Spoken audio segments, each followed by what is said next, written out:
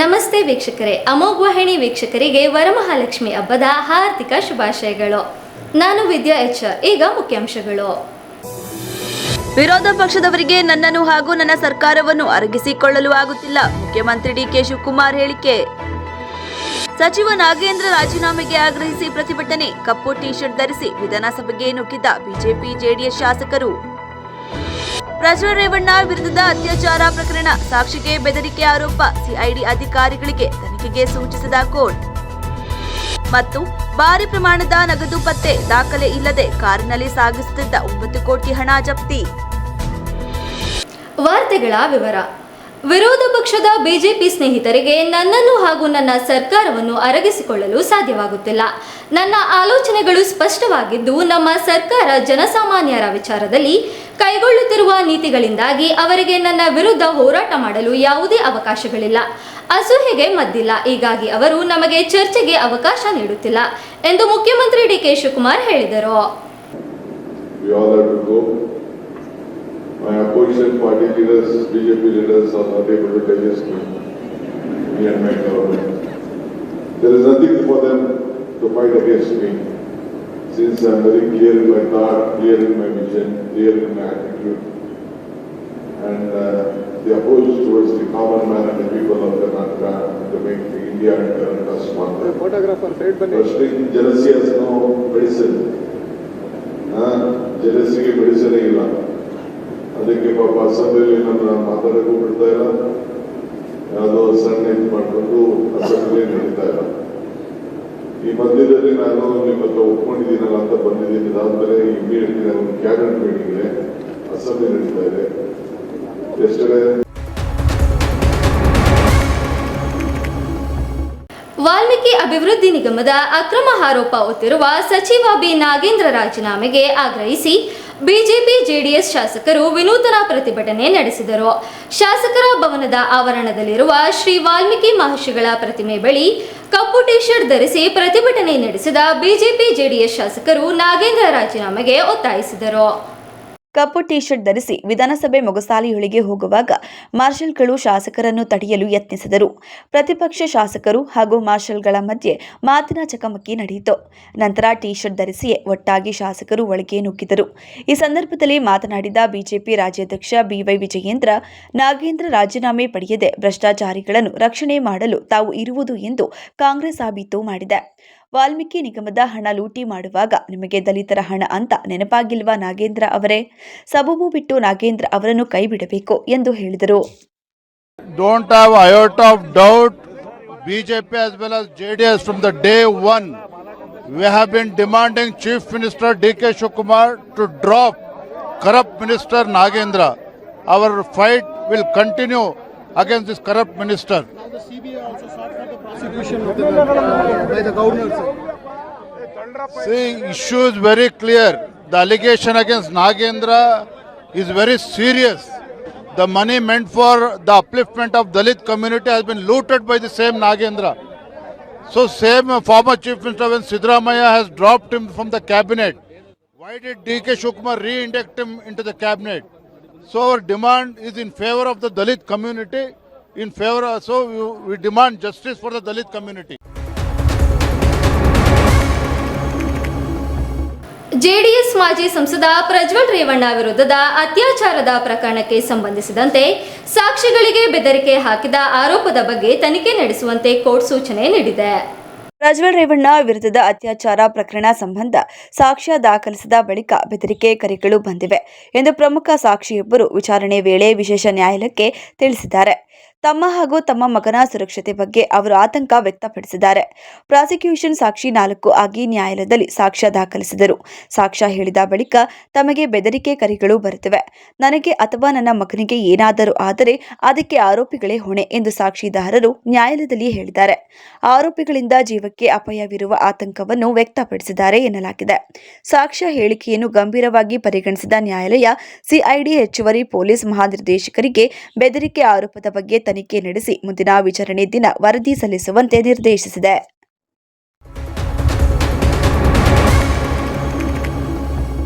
ಬೆಂಗಳೂರು ನಗರದಲ್ಲಿ ಭಾರಿ ಪ್ರಮಾಣದ ನಗದು ಪತ್ತೆಯಾಗಿದ್ದು, ಪೊಲೀಸರು ಬರೋಬ್ಬರಿ 9 ಕೋಟಿ ಹಣವನ್ನು ಜಪ್ತಿ ಮಾಡಿದ್ದಾರೆ. ಎಲೆಕ್ಟ್ರಾನಿಕ್ ಸಿಟಿಯ ವೀರಚಂದ್ರ ಸಿಗ್ನಲ್ ಬಳಿ ಕಾರನ್ನು ಅಡ್ಡಗಟ್ಟಿ ಪರಿಶೀಲಿಸಿದ ವೇಳೆ ನೋಟುಗಳ ಕಂತೆ ಪತ್ತೆಯಾಗಿದೆ. ಕಾರಿನಲ್ಲಿ ಭಾರಿ ಪ್ರಮಾಣದ ಹಣ ಸಾಗಿಸಲಾಗುತ್ತಿದೆ ಎಂಬ ಮಾಹಿತಿ ಆದಾಯ ತೆರಿಗೆ ಅಧಿಕಾರಿಗಳಿಗೆ ಲಭ್ಯವಾಗಿತ್ತು. ಈ ಹಿನ್ನೆಲೆಯಲ್ಲಿ ಪೊಲೀಸರ ತಂಡ ಕಾರನ್ನು ತಡೆದು ಪರಿಶೀಲನೆ ನಡೆಸಿದೆ. ಪರಿಶೀಲನೆ ವೇಳೆ ಕಾರಿನಲ್ಲಿ ಸುಮಾರು 9 ಕೋಟಿ ನಗದು ಪತ್ತೆಯಾಗಿದ್ದು, ಹಣವನ್ನು ಪೊಲೀಸರು ವಶಕ್ಕೆ ಪಡೆದಿದ್ದಾರೆ. ಈ ಹಣ ತಮಿಳುನಾಡಿಗೆ ತೂತುಕುಡಿಗೆ ಸೇರಿದ ವ್ಯಕ್ತಿಯದು ಎಂಬ ಪ್ರಾಥಮಿಕ ಮಾಹಿತಿ ಲಭ್ಯವಾಗಿದೆ. ಐಟಿ ಅಧಿಕಾರಿಗಳು ನೀಡಿದ ಮಾಹಿತಿಯ ಆಧಾರದ ಮೇಲೆ ಪೊಲೀಸರು ಕಾರ್ಯಾಚರಣೆ ನಡೆಸಿದ್ದು, ಹಣದ ಮೂಲ ಹಾಗೂ ಯಾವ ಉದ್ದೇಶಕ್ಕಾಗಿ ಸಾಗಿಸಲಾಗುತ್ತಿತ್ತು ಎಂಬುದರ ಕುರಿತು ತನಿಖೆ ಮುಂದುವರೆದಿದೆ. ಹಣಕ್ಕೆ ಸಂಬಂಧಿಸಿದ ದಾಖಲೆಗಳು ಹಾಗೂ ಇತರ ವಿವರಗಳ ಬಗ್ಗೆಯೂ ಅಧಿಕಾರಿಗಳು ಪರಿಶೀಲನೆ ನಡೆಸುತ್ತಿದ್ದಾರೆ.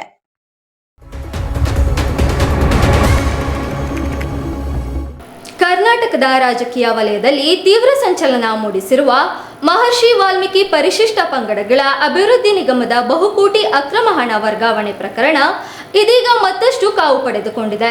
ಈ ಅಕ್ರಮಕ್ಕೆ ಸಂಬಂಧಿಸಿದಂತೆ ಮಾಜಿ ಸಚಿವ ಬಿ ನಾಗೇಂದ್ರ ಅವರ ರಾಜೀನಾಮೆಗೆ ಆಗ್ರಹಿಸಿ ಹಾಗೂ ಆಡಳಿತಾರೂಢ ಕಾಂಗ್ರೆಸ್ ಸರ್ಕಾರದ ಭ್ರಷ್ಟಾಚಾರವನ್ನು ಖಂಡಿಸಿ ರಾಜ್ಯಾದ್ಯಂತ ಬೃಹತ್ ಹೋರಾಟ ರೂಪಿಸಲು ರಾಜ್ಯ ಬಿಜೆಪಿ ಸಂಪೂರ್ಣವಾಗಿ ಸಜ್ಜಾಗಿದೆ.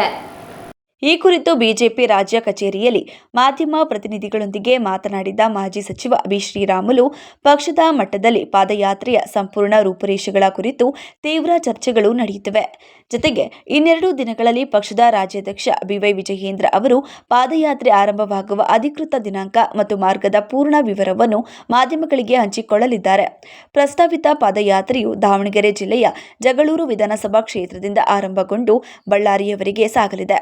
ಸುಮಾರು 170 ಕಿಲೋಮೀಟರ್ ವ್ಯಾಪ್ತಿಯನ್ನು ಒಳಗೊಂಡಿರುವ ಈ ಬೃಹತ್ ಯಾತ್ರೆಯು ಒಟ್ಟು 20 ದಿನಗಳ ಕಾಲ ನಿರಂತರವಾಗಿ ನಡೆಯಲಿದ್ದು, ಬರುವ ವಾರಾಂತ್ಯದ ವೇಳೆಗೆ ಚಾಲನೆ ನೀಡಲು ಪಕ್ಷದ ವತಿಯಿಂದ ಎಲ್ಲ ರೀತಿಯ ತಾಂತ್ರಿಕ ಹಾಗೂ ಸಂಘಟನಾತ್ಮಕ ಸಿದ್ಧತೆಗಳನ್ನು ಕೈಗೊಳ್ಳಲಾಗುತ್ತಿದೆ ಎಂದು ಹೇಳಿದರು. ನಮ್ಮ ಪಾರ್ಟಿಯಲ್ಲಿ ಚರ್ಚೆ ಆಗ್ತಾ ಇದೆ. ಬಹುಶಃ ಇಲ್ಲಿ ತನಕ ಇದೆ ಕ್ಯಾನ್ಸಲ್ ಮಾಡಿದಾರನ್ನಂಥದ್ದು ಯಾವುದು ಕೂಡ ಇಲ್ಲ. ಇನ್ನು ಚರ್ಚೆ ಆಗ್ತದೆ ಏನೇನು ಮಾಡಬೇಕು ಹೋರಾಟಗಳು. ಇವಾಗ ಸದನದ ಒಳಗಡೆ ಹೋರಾಟ ಮಾಡ್ತಾ ಇದ್ವಿ, ಸದನದ ಹೊರಗಡೆ ಮಾಡ್ತಾ ಇದ್ವಿ. ಇವತ್ತು ಕೂಡ ಹೋರಾಟ ನಡೀತಾ ಇದೆ. ಮುಂದಕ್ಕೆ ಈ ಹೋರಾಟ ಏನಿದೆ ನಿನ್ನ ಏನು ರೂಪರೇಷೆ ಮಾಡಬೇಕು, ಯಾವ ರೀತಿ ಪ್ಲಾನ್ ಆಫ್ ಆಕ್ಷನ್ ಮಾಡ್ಕೋಬೇಕು, ಅವೆಲ್ಲ ಕೂಡ ನಮ್ಮ ಅಧ್ಯಕ್ಷರು ಮುಂದಿನ ದಿನಗಳಲ್ಲಿ ತಮ್ಮ ತಿಳಿಸುವಂಥ ಕೆಲಸ ಮಾಡ್ತಾರೆ. ನಾವು ದಿನನಿತ್ಯ ಮಾತಾಡ್ತಾ ಇದ್ವಿ, ದಿನನಿತ್ಯ ಚರ್ಚೆ ಆಗ್ತಾ ಇದ್ವಿ, ಮಾತಾಡ್ಕೊತಾ ಇದ್ವಿ. ಯಾವಾಗ ಮಾಡ್ಬೇಕನ್ನೋಂಥ ಡೇಟ್ ಫಿಕ್ಸ್ ಮಾಡ್ಕೊಂಡು ಮುಂದುವರಿಬೇಕು ಅಷ್ಟೇ ಬಿಟ್ಟು ಬೇರೆ ಏನಿಲ್ಲ. ಅಲ್ಲ, ಮೋಸ್ಟ್ಲಿ ಇವತ್ತು ನಾಳೆ ಒಳಗಡೆ ತೀರ್ಮಾನ ತಗೊಂತಾರೆ. ಒಂದು ಕಡೆ ಸದನ ನಡೀತಾ, ಅಲ್ಲಿ ಹೋರಾಟ ಮಾಡ್ತಾ ಇದ್ದಾರೆ. ಇವತ್ತು ನಾಳೆ ಒಳಗೆ ತೀರ್ಮಾನ ತಗೊಂಡು ತಮ್ಮ ತಿಳಿಸುವಂತ ಕೆಲಸ ಮಾಡ್ತೀವಿ.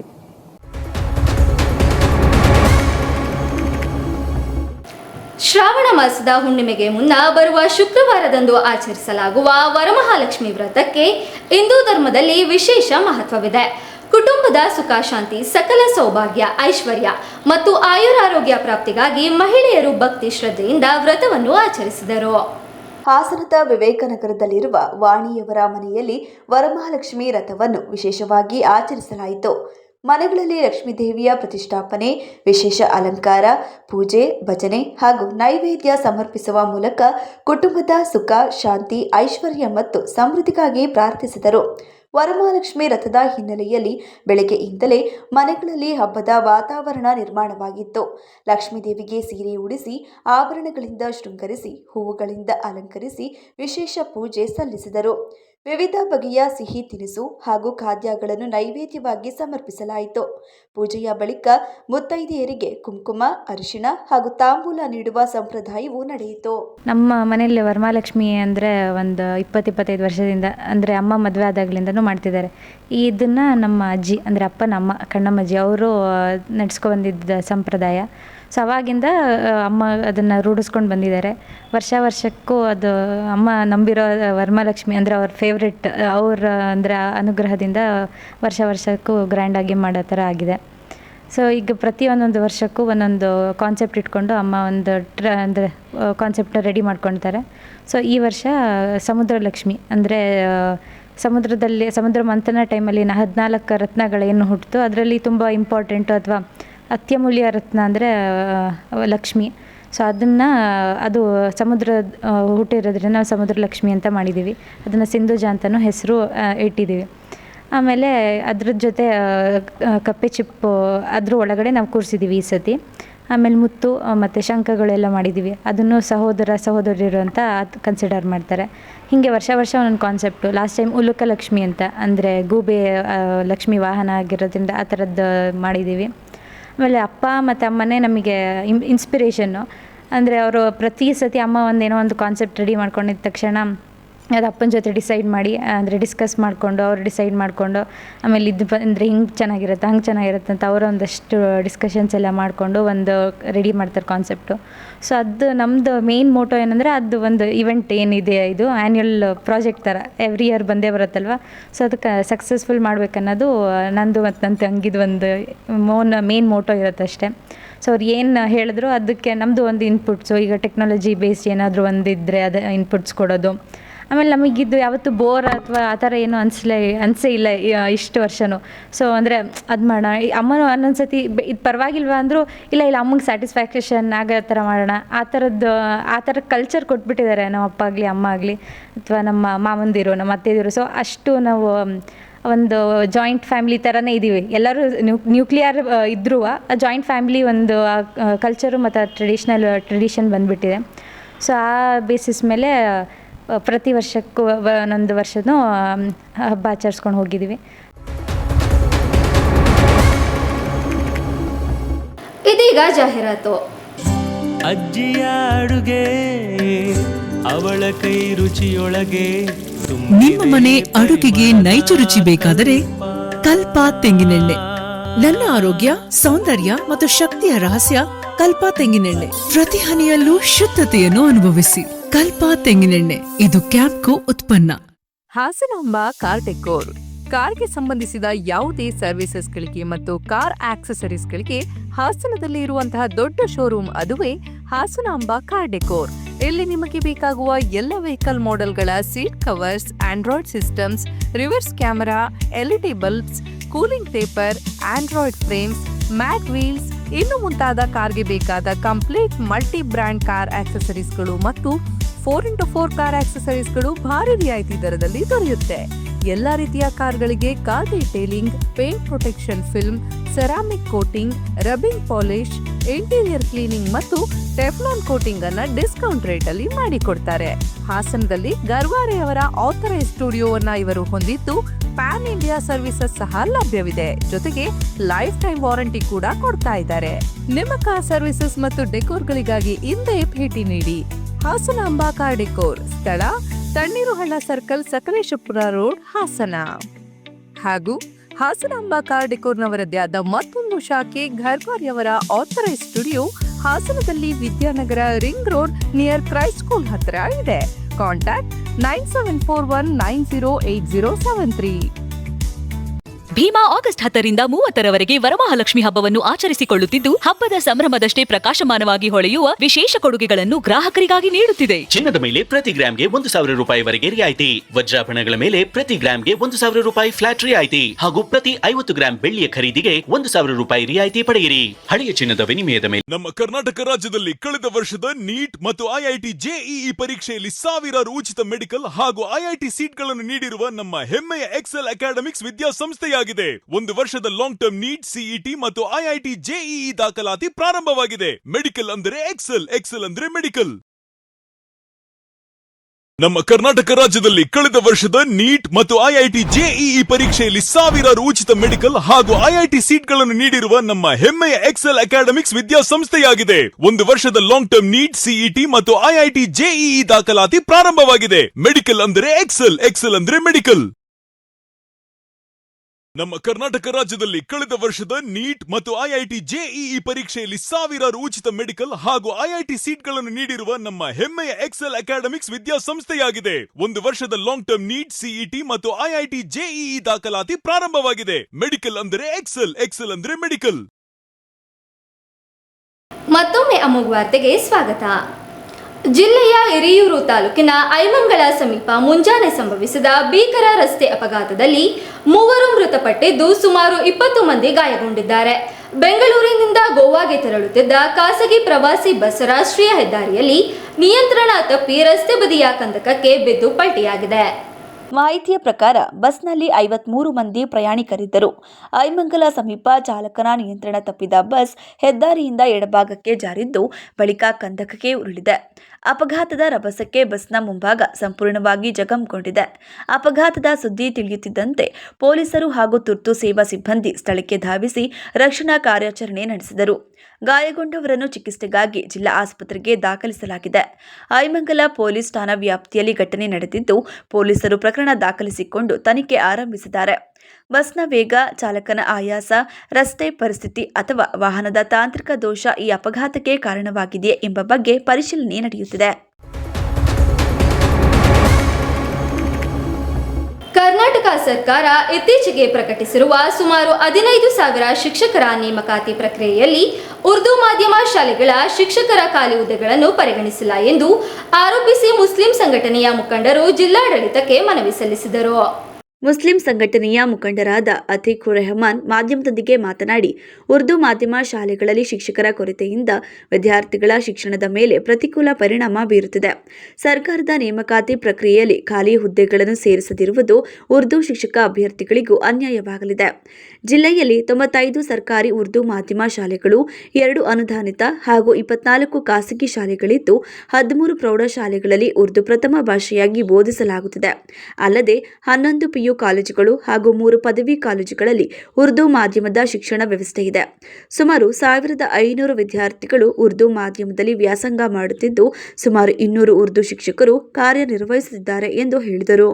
ಇಂದು ಕರ್ನಾಟಕ ಸರ್ಕಾರವು ರಾಜ್ಯಾದ್ಯಂತ 15,000 ಶಿಕ್ಷಕರ ನೇಮಕಾತಿಯನ್ನು ಮಾಡುತ್ತಿರುವುದು ಸ್ವಾಗತಾರ್ಹ. ಇದರಲ್ಲಿ ಉರ್ದು ಶಾಲೆಗಳು ಸುಮಾರು ರಾಜ್ಯದಲ್ಲಿ ಶಿಕ್ಷಕರಿಲ್ಲದೆ ತುಂಬ ಅನಾಹುತ ಪರದಾಡ್ತಾ ಇದೆ ವಿದ್ಯಾರ್ಥಿಗಳು. ಆ ಕಾರಣ ಬರೀ ಉರ್ದು ಶಾಲೆಗಳನ್ನು ಬಿಟ್ಟು ಬೇರೆ ಶಾಲೆಗಳಿಗೆ ನೇಮಕಾತಿ ಮಾಡ್ಕೊಳ್ತಿರೋದು ಒಂದು ವಿಪರ್ಯಾಸವೇ ಸರಿ. ಆ ಕಾರಣ ನಾವೆಲ್ಲ ಇವತ್ತು ನಗರದ ವಿವಿಧ ಮುಸ್ಲಿಂ ಸಂಘಟನೆಗಳು, ರೈಬರ್ ವೆಲ್ಫೇರ್ ಸೊಸೈಟಿ ಇರ್ಬೋದು, ಉರ್ದು ಟೀಚರ್ಸ್ ಅಸೋಸಿಯೇಷನ್ ಇರ್ಬೋದು, SDPI ಇರ್ಬೋದು, ಹಾಗೂ ನಮ್ಮ ಮುಸ್ಲಿಂ ಎಜುಕೇಷನಲ್ ಇನ್ಸ್ಟಿಟ್ಯೂಷನ್ ಫೆಡರೇಷನ್ ಮತ್ತು ಹಾಸನ್ ಹೆಲ್ಪಿಂಗ್ ಹ್ಯಾಂಡ್ಸು, ಅಲ್ಲಮೀನ್ ಸೊಸೈಟಿ, ಈ ಥರ ಎಲ್ಲ ಸಮುದಾಯದವರು ನಮ್ಮೊಟ್ಟಿಗೆ ಸೇರಿಕೊಂಡು ಈಗ ಜಿಲ್ಲಾಧಿಕಾರಿ ಕಚೇರಿ ಮುಂಭಾಗ ನಮ್ಮೊಟ್ಟಿಗೆ ಜಿಲ್ಲಾ ರೈತ ಸಂಘದವರು ಕೂಡ ನಮ್ಮೊಟ್ಟಿಗೆ ಸಹಕಾರ ಕೊಟ್ಟಿದ್ದಾರೆ. ಕಾರಣಪ್ಪ ಏನಪ್ಪ ಅಂದರೆ ಇಷ್ಟೇ, ಉರ್ದು ಶಾಲಾ ಶಿಕ್ಷಕರ ನೇಮಕಾತಿಯನ್ನು ಮಾಡಬೇಕು. ಈ 15,000 ಶಿಕ್ಷಕರ ನೇಮಕಾತಿ ಏನು ಮಾಡ್ತಾಯಿದ್ದಾರೆ ಅದರ ಒಟ್ಟಿಗೆ ಉರ್ದು ಶಿಕ್ಷಕರನ್ನು ಸಹ ನೇಮಕಾತಿಯಲ್ಲಿ ತೆಗೆದುಕೊಳ್ಳಬೇಕು ಅನ್ನೋ ಮುಖ್ಯ ಕಾರಣ ಇಟ್ಕೊಂಡು ನಾವು ಇವತ್ತು ಜಿಲ್ಲಾಧಿಕಾರಿಗಳ ಮೂಲಕ ಮುಖ್ಯಮಂತ್ರಿಯವರಿಗೆ ಮನವರಿಕೆ ಮಾಡಿಕೊಡ್ತಾ ಇದ್ದೀವಿ. ದಯವಿಟ್ಟು ನಮ್ಮ ಮನವಿಯನ್ನು ಪುರಸ್ಕರಿಸಿ ಉರ್ದು ಶಿಕ್ಷಕರಿಗೂ ಸಹ ನೇಮಕಾತಿ ಮಾಡ್ಕೋಬೇಕು ಅಂತ ನಮ್ಮ ಮನವಿ.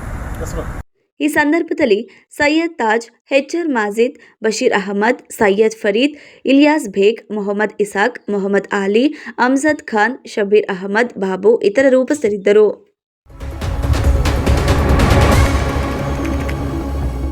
ಹೊಳೆನರಸೀಪುರ ತಾಲೂಕಿನ ಹಳ್ಳಿ ಮೈಸೂರು ಹೋಬಳಿಯ ದಾಳಗೌಡನಹಳ್ಳಿ ಗ್ರಾಮದಲ್ಲಿ ಮುಂಜಾನೆ ಚಿರತೆ ದಾಳಿ ನಡೆಸಿ 2 ಮೇಕೆ ಹಾಗೂ 1 ನಾಯಿಯನ್ನು ಬಲಿ ಪಡೆದಿರುವ ಘಟನೆ ನಡೆದಿದೆ.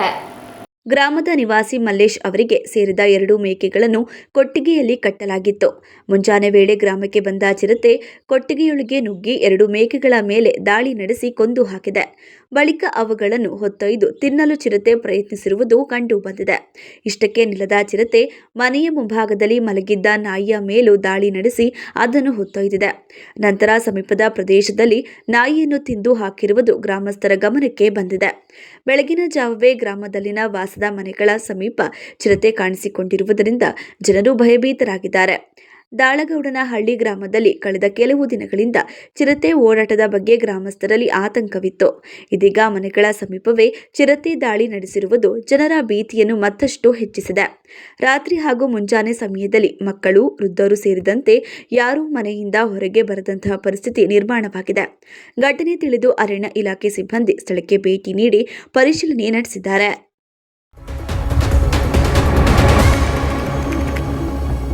ಕೊನೆಯಲ್ಲಿ ಮತ್ತೊಮ್ಮೆ ಮುಖ್ಯಾಂಶಗಳು. ವಿರೋಧ ಪಕ್ಷದವರಿಗೆ ನನ್ನನ್ನು ಹಾಗೂ ನನ್ನ ಸರ್ಕಾರವನ್ನು ಅರಗಿಸಿಕೊಳ್ಳಲು ಆಗುತ್ತಿಲ್ಲ. ಮುಖ್ಯಮಂತ್ರಿ DK ಶಿವಕುಮಾರ್ ಹೇಳಿಕೆ. ಸಚಿವ ನಾಗೇಂದ್ರ ರಾಜೀನಾಮೆಗೆ ಆಗ್ರಹಿಸಿ ಪ್ರತಿಭಟನೆ, ಕಪ್ಪು ಟಿ ಶರ್ಟ್ ಧರಿಸಿ ವಿಧಾನಸಭೆಗೆ ನುಗ್ಗಿದ ಬಿಜೆಪಿ ಜೆಡಿಎಸ್ ಶಾಸಕರು. ಪ್ರಜ್ವಲ್ ರೇವಣ್ಣ ವಿರುದ್ಧದ ಅತ್ಯಾಚಾರ ಪ್ರಕರಣ, ಸಾಕ್ಷಿಗೆ ಬೆದರಿಕೆ ಆರೋಪ, ಸಿಐಡಿ ಅಧಿಕಾರಿಗಳಿಗೆ ತನಿಖೆಗೆ ಸೂಚಿಸಿದ ಕೋರ್ಟ್. ಮತ್ತು ಭಾರಿ ಪ್ರಮಾಣದ ನಗದು ಪತ್ತೆ, ದಾಖಲೆ ಇಲ್ಲದೆ ಕಾರಿನಲ್ಲಿ ಸಾಗಿಸುತ್ತಿದ್ದ 9 ಕೋಟಿ ಹಣ ಜಪ್ತಿ. ಮುಂದಿನ ವಾರ್ತಾ ಪ್ರಸಾರದಲ್ಲಿ ಮತ್ತೆ ಭೇಟಿಯಾಗೋಣ. ವಂದನೆಗಳು.